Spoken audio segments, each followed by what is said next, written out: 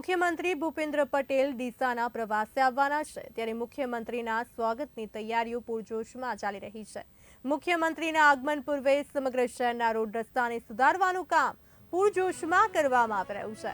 National highway authority દ્વારા આખોલ highway પર ખાડાઓ પૂરવાની કામગીરી હાથ ધરાઈ છે, સાથે ઠેર ઠેર સ્વચ્છતા અભિયાન પણ હાથ ધરવામાં આવ્યું છે।